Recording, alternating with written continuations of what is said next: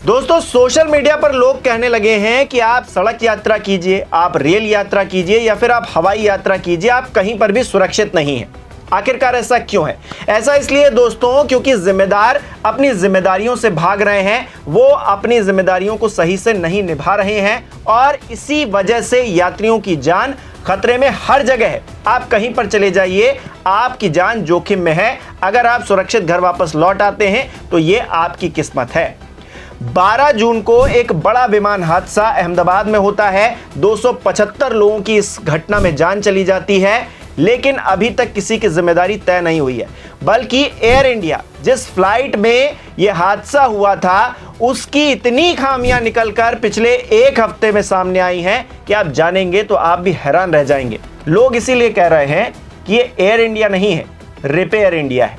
क्या है मामला, बताता हूं। नमस्कार, मेरा नाम हिमांशु मिश्रा है, आप देख रहे हैं 4PM न्यूज नेटवर्क। दोस्तों, अहमदाबाद में एक दुखद घटना होती है और घटना के 6 दिन बाद इन्वेस्टिगेशन क्योंकि जारी है, अभी तक किसी की जिम्मेदारी तय नहीं हो पाई है, कोई एक्शन नहीं हुआ है, कोई इस्तीफा भी नहीं हुआ है। और जो सिविल एविएशन मिनिस्टर हैं, बहुत सारे लोग तो उनका नाम भी नहीं जानते होंगे, शक्ल भी नहीं पहचानते होंगे, क्योंकि सारा जो फुटेज है वो तो प्रधानमंत्री नरेंद्र मोदी ले जाते हैं और अपने दोस्तों को भी आजकल तो एयरपोर्ट वो दे रहे हैं, तो फिर सारी फुटेज उनके पास में है। सिविल एविएशन मिनिस्टर जो राम मोहन नायडू हैं, वो कहीं पर नजर नहीं आ रहे हैं और किस तरह की उनकी जिम्मेदारी है कोई बता नहीं सकता। खैर, ये सब बातें अलग हैं, लेकिन ये जो एयर इंडिया है, इसकी खामियां जिसका मैं जिक्र कर रहा था, इतनी सारी निकलकर सामने आ गई हैं कि आप भी हैरान रह जाएंगे। एक हफ्ते में क्या हुआ है, जरा इस खबर के जरिए देखिए। दैनिक भास्कर की दोस्तों ये खबर है, लिखा है एक दिन में 7 अंतर्राष्ट्रीय फ्लाइट कैंसिल, 5 दिन में 83 रद्द।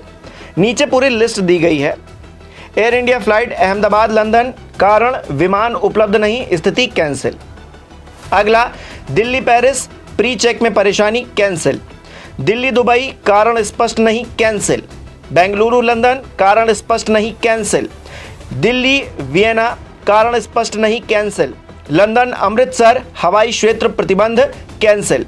सैन फ्रांसिस्को मुंबई, एक इंजन में दिक्कत, कोलकाता में लैंडिंग। मुंबई सैन फ्रांसिस्को पिछली फ्लाइट रद्द, कैंसिल। दिल्ली पुणे, कारण स्पष्ट नहीं, 3 घंटे लेट। इसी खबर में नीचे लिखा है दोस्तों, डीजीसीए ने बताया है 12 से 17 जून के बीच में एयर इंडिया की 83 वाइड बॉडी उड़ानें रद्द, इसमें 66 बोइंग 787 की थी। नीचे लिखा है डीजीसीए ने एयर इंडिया के बेड़े की जांच के बाद कहा कि बोइंग 787 बेड़े की निगरानी में बड़ी सुरक्षा चिंता सामने नहीं आई है। विमान और संबंधित मेंटेनेंस सिस्टम मौजूदा सुरक्षा मानकों के अनुरूप पाए गए हैं। लेकिन दोस्तों, अब इससे भी बड़ी बात बताता हूं आपको कि किस तरह से सुरक्षा मानकों को ताक पर रखकर एयरपोर्ट चल रहे हैं। क्योंकि अहमदाबाद का एयरपोर्ट, वहां पर जिस तरह से खामियां अब निकलकर सामने आ रही हैं, विमान की खामियां, मेंटेनेंस की खामियां निकलकर सामने आ रही हैं। हालांकि अभी बिल्कुल एग्जैक्टली ये नहीं बताया जा रहा है कि दुर्घटना किस वजह से हुई है, लेकिन जो हालात हैं उनको ज़रा आप देख लीजिए।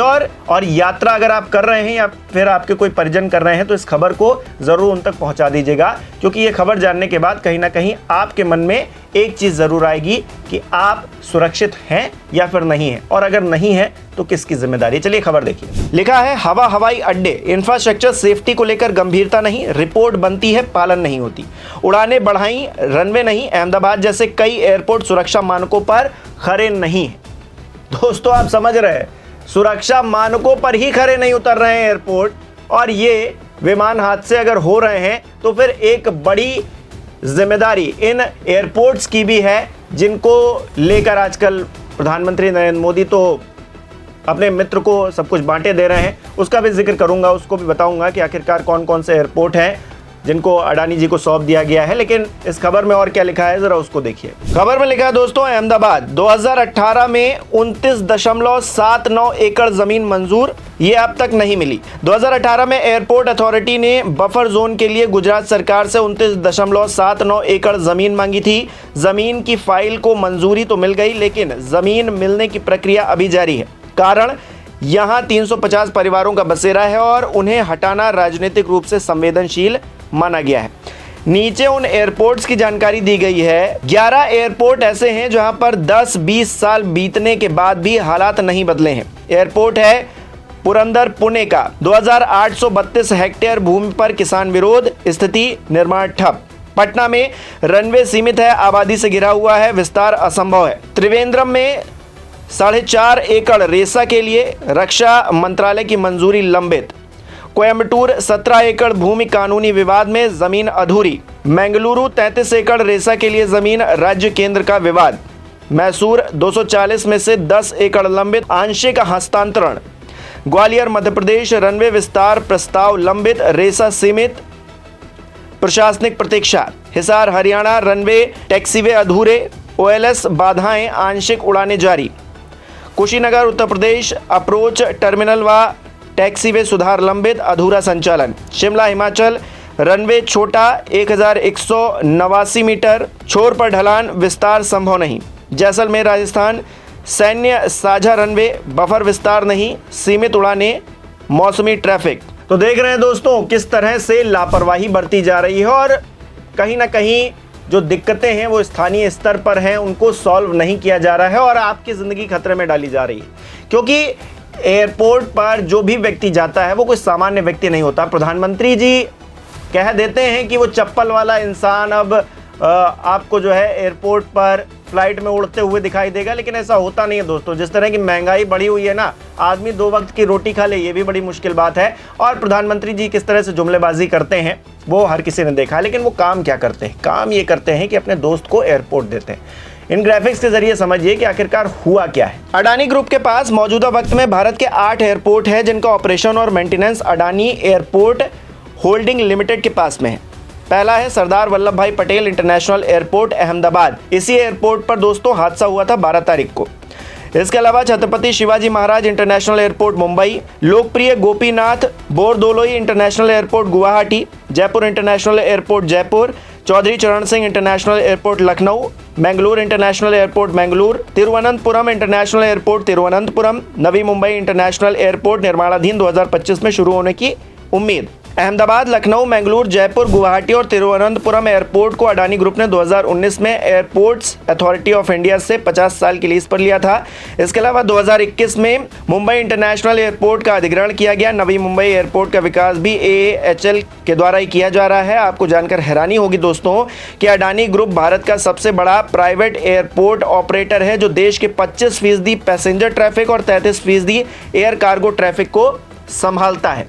तो दोस्तों एयरपोर्ट को प्राइवेट हाथों में क्यों दिया जा रहा है? प्राइवेट हाथों में इसीलिए दिया जा रहा है ताकि सरकार खुद जानती है कि हम तो मेंटेनेंस कर नहीं पाएंगे, हम तो चीज़ें संभाल नहीं पाएंगे, तो प्राइवेट हाथों में दे दो। प्राइवेट भी उन लोगों के हाथों में दो जिनको आधा देश दिया हुआ है पहले से, कोई नए लोग ना आए, एक तरह से आधिपत्य हो जाए कुछ लोगों का पूरे देश के अंदर। आप जानते हैं ना दोस्तों अंग्रेजों ने किस तरह से इस देश पर अपना कब्जा जमाया था। वो बिजनेस ही करने तो आए थे, फिर धीरे धीरे करके किस तरह से उन्होंने पूरा देश ही अपने हाथ में कर लिया था। उसी तरीके से कुछ बिजनेसमैन के हाथ में सब कुछ दे देने की प्लानिंग है और कांग्रेस पार्टी इस पर या फिर विपक्ष की तमाम और दल इस पर खुलकर बोलते भी रहे हैं और इसमें कुछ गलत भी नहीं है, उनको बोलना भी चाहिए, वो विपक्ष के नेता हैं। खैर, यहाँ सुरक्षा की बात हो रही है।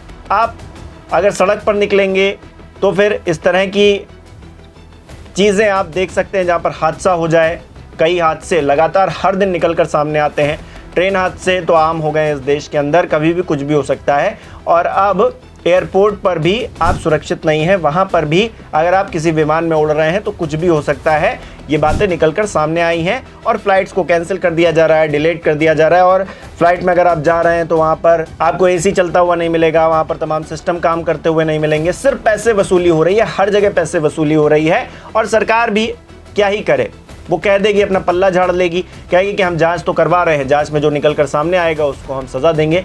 लेकिन जो मिनिस्टर बनाए हैं उनका क्या काम था? उनका यही काम तो था कि वो अपनी जिम्मेदारी निभाते, हर जगह इतनी चौकसी रखते कि कहीं पर गलती की गुंजाइश ना रहती। और अगर कहीं पर गलती हुई है, अहमदाबाद जैसा इतना बड़ा हादसा हुआ दोस्तों, और मिनिस्टर जो है अभी तक अपनी कुर्सी पर बैठे हुए हैं, कितनी शर्म की बात है दोस्तों। आपको याद होगा एक वक्त में एक हादसा हुआ था, ट्रेन का हादसा हुआ था, रेल का हादसा हुआ था और मंत्री जी ने इस्तीफा दे दिया था।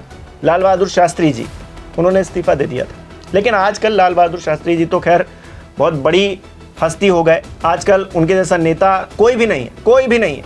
भारतीय जनता पार्टी वाले एक प्रधानमंत्री नरेंद्र मोदी को वो सबसे ऊपर सर्वोपरि बताते रहते, लेकिन प्रधानमंत्री के रहते हुए अगर इतना बड़ा हादसा हो जाए और कोई भी इसके लिए जिम्मेदार व्यक्ति इस्तीफा ना दे या फिर अभी तक कोई जिम्मेदारी किसी के निकल कर सामने ना आए, तो फिर क्या ही कीजिएगा। और रेल मिनिस्टर आए दिन हादसे होते हैं और प्रधानमंत्री की शैली में वो आजकल भाषण दे रहे हैं, कितनी कमाल की बात है दोस्तों। तो सुरक्षा आपके हाथ में है। वो आपने सार्वजनिक जगहों पर लिखा देखा होगा रेलवे स्टेशन पे कि अपने सामान की सुरक्षा सवारी खुद ही करे, तो आप अपनी जान की सुरक्षा स्वयं करें, कोई भी जिम्मेदार नहीं है इसके लिए।